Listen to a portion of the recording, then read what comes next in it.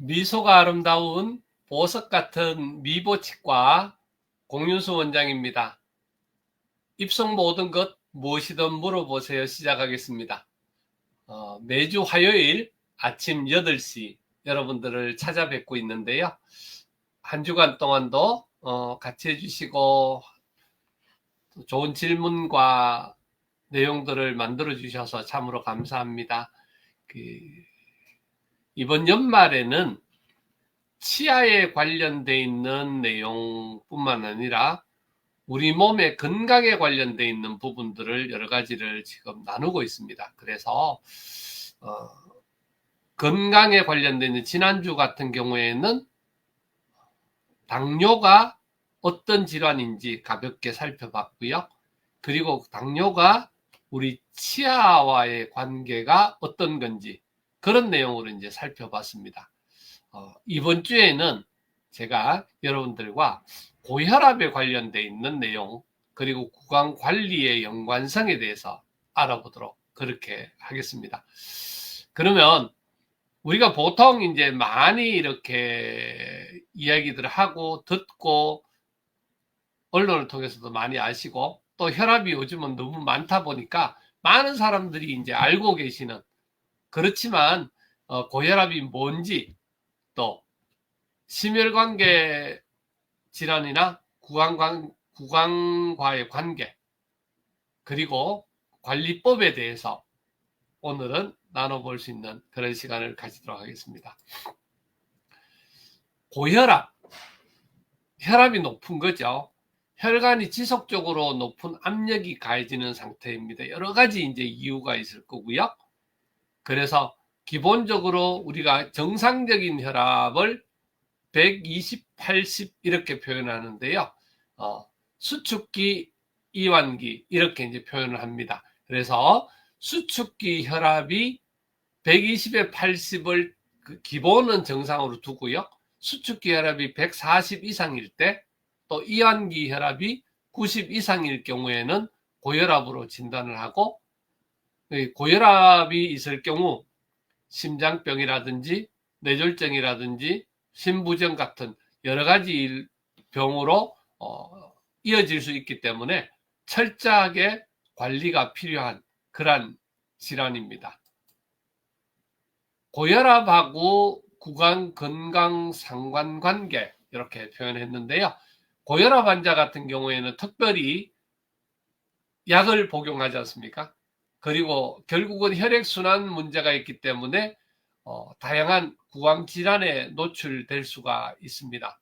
그래서 심혈관 질환의 보유자가 치주 질환 위험률을 이렇게 연구소에서 이렇게 해봤더니 고혈압 환자가 고혈압이 없는 사람 대비 2.7배, 뇌졸중이 있는 사람들 같은 경우는 없는 사람 대비 3.5배, 심근경색 환자는 심근경색이 없는 사람 대비 4배, 협심증 환자 같은 경우 협심증이 없는 사람 대비 3배.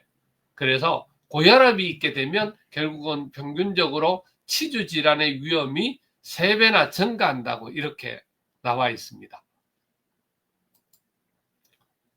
고혈압 특히 이제 그 약물을 복용하거나 또 나이가 들면서 당뇨가 있어서 마찬가지 구강건조증의 중요성은 지난 주간에도 이렇게 한번 말씀을 드렸는데요. 고혈압으로 인한 약물을 먹게 되면 결국은 침 분비를 감소시키는 그러한 부작용들이 있습니다. 그래서 입안이 건조해지고 입냄새, 충치, 잇몸병이 발생하는 그런 원인을 제공합니다. 그래서 그런 경우 물을 자주 마시고 침 분비 촉진하는 마사지를 자주 해주면 좋습니다. 이렇게 항상 요즘 계절적으로도 굉장히 이제 건조한 그런 실내에서는 히터를 틀고 이러기 때문에 굉장히 건조한 상황이 발생을 하는데, 일반인들도 그리고 특별히 이제 혈압이라든지 이런 거 구강 당뇨 이런 거 있으신 분들은 특별히 물을 자주 마시고 관리하시는 게 굉장히 중요하겠습니다.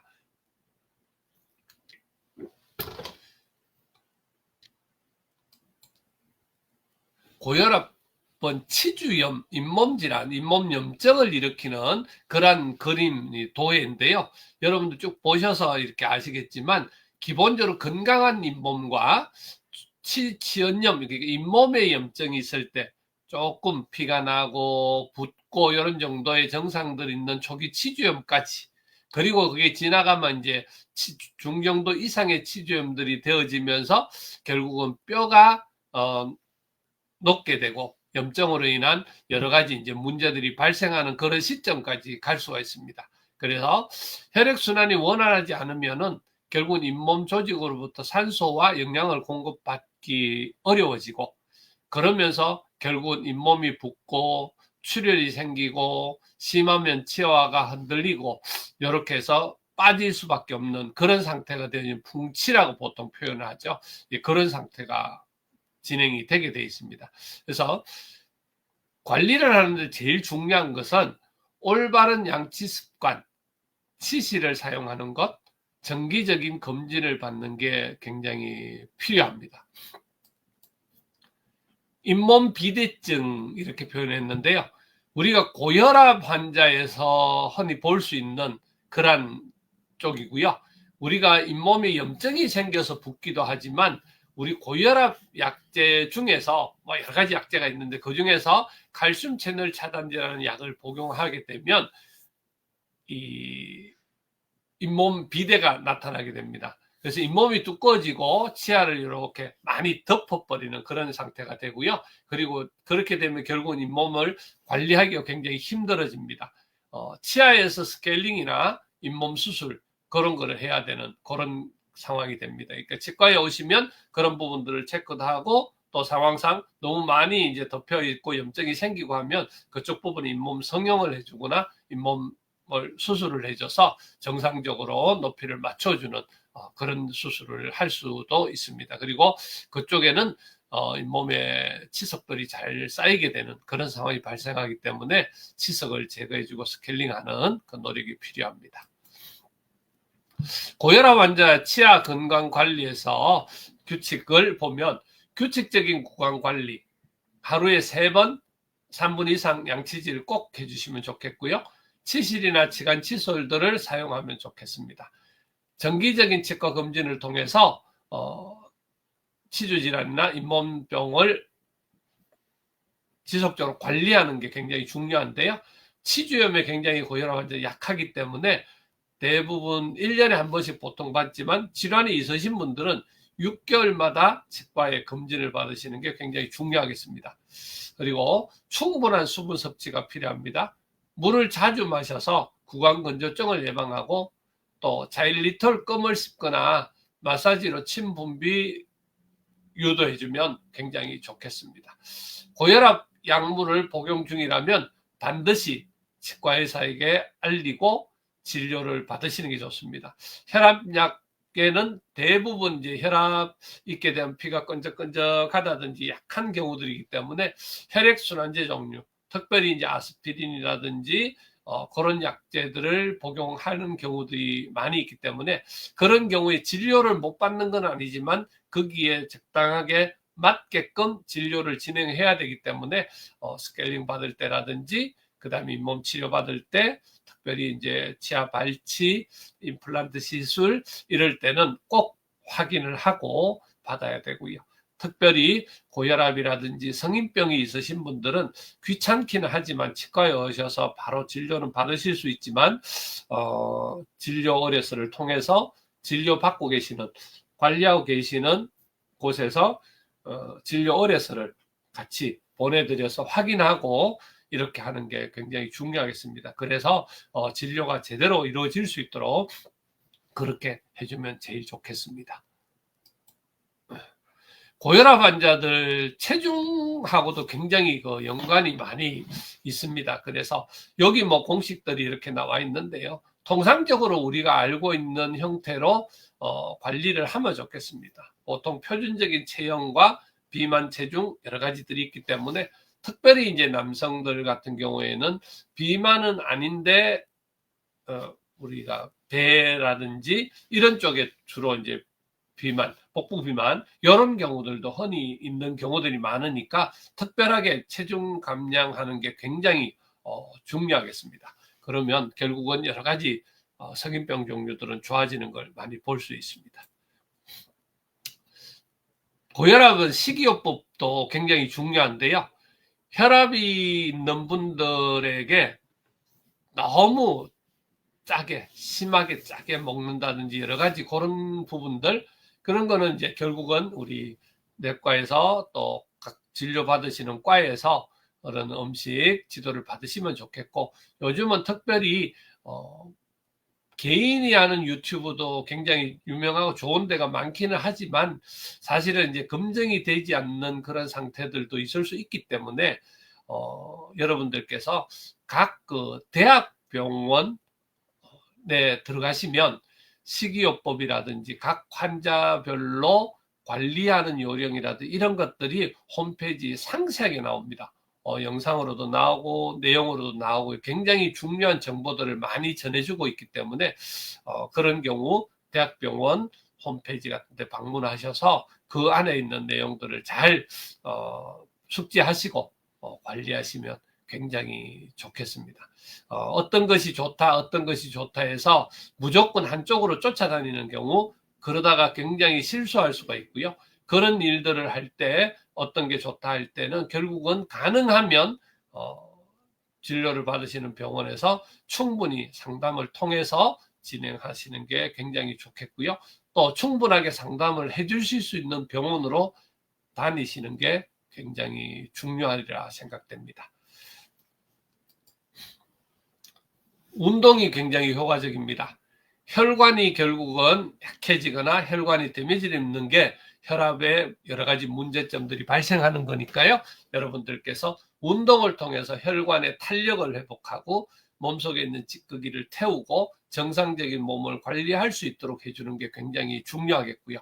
기본적으로 효과를 기대할 수 있는 거는 최소 운동량은 일주일에 한 150분 정도 5일 동안 30분씩 걷는 수준이 제일 좋겠고요. 최소한 걷는 것도 가쁜 숨이 될 보통 한 70% 정도의 뛰어서 굉장히 숨이 가쁜 상태에 한 70% 정도 땀이 좀 나고 할 정도의 운동량을 하시는 게 굉장히 효과적으로 좋겠고요. 운동을 열심히 하게 되면 결국은 혈압 자체도 감소하는 그런 좋은 영향이 있습니다. 그렇다고 해갖고 운동을 하면서 몸풀기라든지 여러 가지들을 제대로 하고 나서 하시는 게 굉장히 중요하겠고요. 운동 너무 좋다고 해서 너무 무리하게 운동 훈련이 되지 않는 상태에서 너무 무거운 걸 갑자기 든다든지 여러 가지 그런 걸로 인한 문제점들은 굉장히 있을 수 있기 때문에 그런 부분에 대해서는 철저하게 관리하면서 진행하시는 게 중요하겠습니다. 오늘도 미국 깜짝 퀴즈 한번 풀어보시겠습니다. 오늘 함께 해주신 분들 또 인사 좀 나누겠습니다. 유진님 고맙습니다. 좋은 아침입니다. 날마다 좋은 날 되시기 바라고요. 연말에 건강하십시오. 최은주님 고맙습니다. 좋은 아침입니다. 진재근님 감사합니다. 반갑습니다. 우리 최미정 소장님 고맙습니다. 좋은 아침입니다. 강념희 실장님 고맙습니다. 유영진 대표님 오늘 혈압에 대해서 내용들을 간단하게지만 나눠봤습니다. 우리가 혈압을 이렇게 증상들을 간단하게 이렇게 설명들을 드렸는데요. 이 내용들을 조금이라도 더 이렇게 더 상세하게 이렇게 말씀드릴 수 있는 시간이 되어졌으면 참 좋겠습니다. 다음에 기회를 만들어 보도록 하겠습니다. 깜짝 퀴즈 풀어보셨나요? 아까 이제 말씀드렸지만 이완기, 수축기 이렇게 해서 말씀드렸죠. 잘 보셨으니까 아실 거고요. 우리 저혈압, 고혈압 얼마나 그랬죠? 140 이상, 90 이상 이렇게 나오는 걸 고혈압이라고 표현했고요.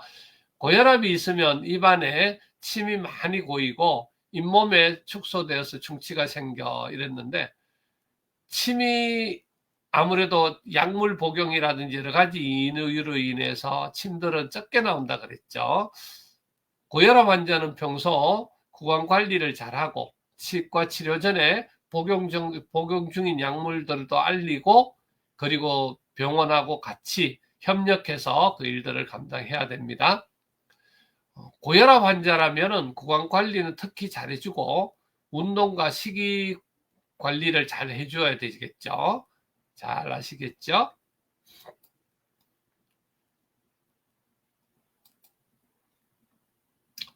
자, 여러분들 오늘 건강하게 삽시다는 제목으로 지금 당뇨, 고혈압, 이 성인병에 관련돼 있는 부분들을 지금 이야기를 매주일 지금 드리고 있는데요.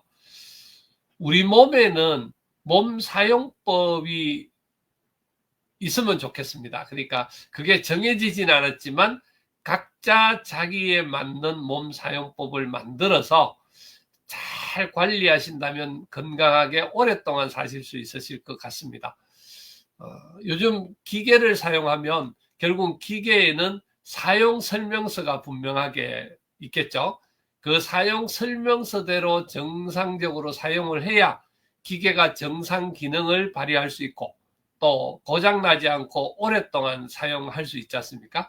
그렇듯이 우리 몸도 이 자기 몸에 맞는 몸 사용법이 분명하게 있으리라 봅니다.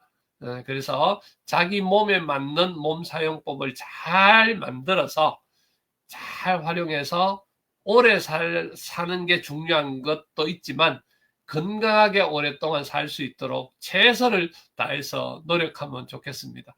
저도 그게 부족하기 때문에 지금도 노력하고 열심히 노력하고 있습니다. 적당한 운동과 그 다음에 건강관리, 식이요법 여러 가지를 통해서 건강한 그런 삶들이 되시면 좋겠습니다. 오늘 여러분들 어떠셨나요? 건강하게 삽시다 두 번째 고혈압에 대한 이야기들을 여러분들과 나누어 보았습니다. 오늘도 함께 해주셔서 너무너무 감사하고요. 추운 겨울에 건강 잘 관리하시고 또 건강하게 다음 주에 뵐 수 있도록 하겠습니다. 여러분들 한 주간 행복하십시오. 건강하십시오. 여러분들 모두 사랑합니다. 고맙습니다.